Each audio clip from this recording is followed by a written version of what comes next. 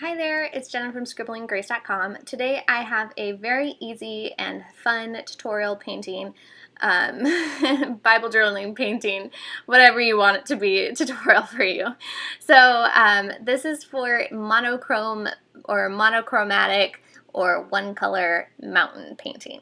So I'm going to use one color to create a really pretty mountain landscape. Well, really I'm using three colors, but my base color is that dark navy color, and then I'm going to create three other colors using that navy and just adding white. So I want a light blue, a little bit darker blue, a third darkest blue, and then the darkest blue is going to be the paint that's straight out of the tube. So you can see my first step is just creating my 4 tones of colors. So my lightest, obviously I added the most white. The second one, I added a little more of that blue color.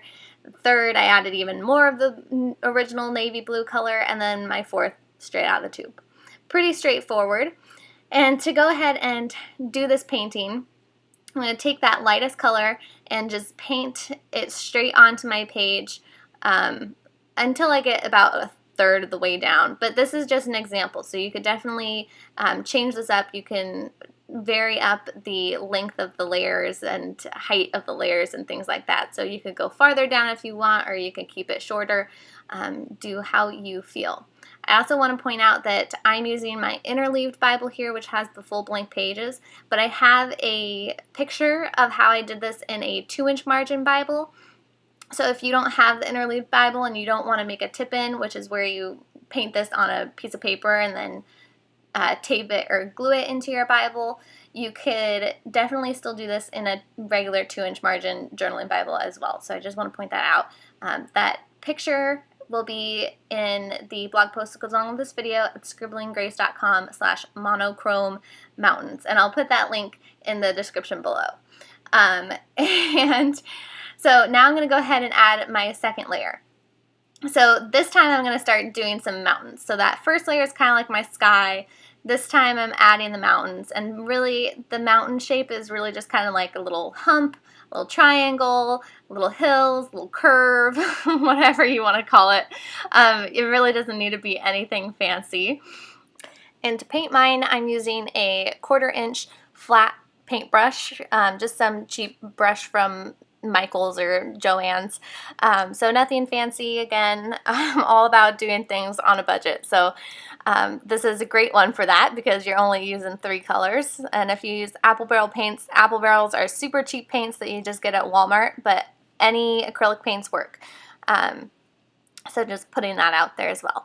So for my third layer, I'm going to do the same thing and just create more mountains, which is really just creating kind of a line of humps or what you want to call it. But I do want to point out that you want to change up the design than your other layers. So you want to make sure that each mountain layer looks a little bit different. So if you caught that when I was creating my mountains, I just kind of create a line guide on where my humps are going to go, and then I fill that in with the paint. And my second layer went about halfway down my page, maybe a little bit farther, and then my third layer is going to go about almost to the bottom of my page, and then I'm going to go ahead and add that last layer, which is just that paint straight out of the tube.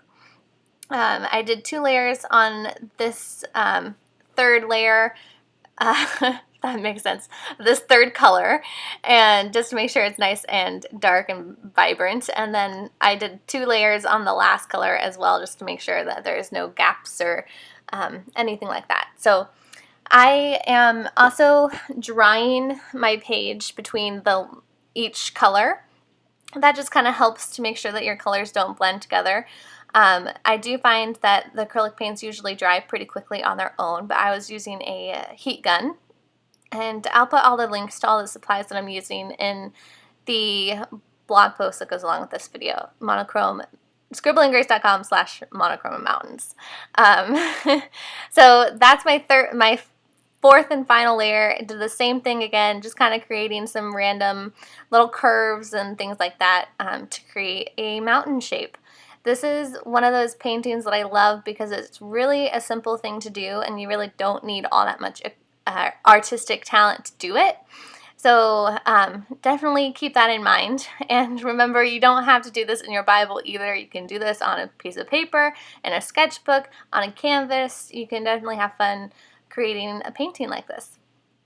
All right, so that's my final layer. I'm going to let it dry, and then I'm going to go ahead and add some trees at the very bottom just to kind of add a little detail and a little fun. And I forgot to mention that I am using that navy color as my base, but you could definitely do this with other colors. So you could do this with black, brown, green, etc. Have fun with it. Just use this as an example and go with it. So in that picture on that blog post that goes along with this video, that picture where I did it in a 2-inch margin Bible, I did it with green. So that's just something to keep in mind. You can definitely have fun with it. So now I'm going to go ahead and add a foreground of trees to create kind of this forest. So that's going to be my darkest color. So I just took some black, mixed it with the blue to create a super dark navy, or just straight black works as well. And I'm going to go ahead and create my trunks first. So I'm using that same flat brush and I just hold it vertically and draw some lines in various lengths. But you could definitely do this with the round paintbrush, because now I'm going to switch over to just a small round paintbrush to create the branches of the trees. So I like to do the trunks first just so I can see my layout, and then I go ahead and add in the rest of the trees. And so to dress up my trees here, I'm just taking the very tip of my small round paintbrush and I'm just kind of drawing some straight lines across. So I'm starting at the top, it's going to be super small lines, and then as you get down to the bottom, those lines are going to get wider, just like a tree. So I hope that you can understand what I'm trying to express through my words here by just watching the video. This is a really simple way to make some trees. So it's my favorite way to make trees, and you want them to overlap a little bit like a full forest as well. So that's just something to keep in mind. I also want to note that if you use, if your paint gets over the Bible page, you can see that I always put a piece of paper, just a piece of printer paper, underneath the page that I'm working on to make sure that the pages below it are protected.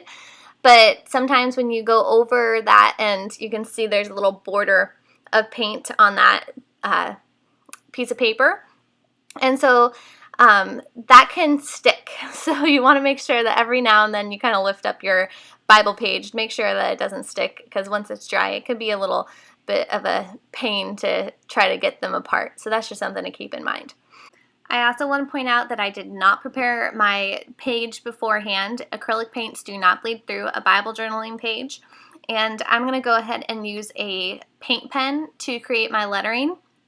So paint pens are great because they have this really nice opaque color, and they're really fun to work with, but they do bleed through the Bible journaling page unless you are using them on top of acrylics or you prepare your page with gesso. So because I have this whole page covered with acrylics, I can safely use a paint pen without worrying about it bleeding through. So that's just something to keep in mind. My favorite brand of paint pens are Uniposca paint pens, and again, I'll put the link to all of the supplies I used in that blog post at scribblinggrace.com/monochrome mountains. And so I was working on Isaiah 54:10, which says, "For the mountains may depart and the hills may be removed, but my steadfast love shall not depart from you, and my covenant of peace shall not be removed, says the Lord, who has compassion on you." So I wrote out, "Though the mountains may crumble, you will not." And I just used faux calligraphy here. So basically, to do faux calligraphy, I'm first writing out my words in just a normal script cursive, and then I'm going to go ahead and thicken up the downstrokes, which is any time that my pen is going downward, I want that to be thicker. So that's where I'm just going to add a second parallel line and fill that in to create that cool downstroke, which creates a calligraphy look. I have a full tutorial on how to create faux calligraphy, and again, I'll put that in a blog post that goes along with this video. So after I do my white lettering to just give it a little bit of oomph, I used the gray side of a Tombow Funosuke dual tip pen, which has one side which is black and one side which is gray. And so the gray is really great for adding some little extra shadow.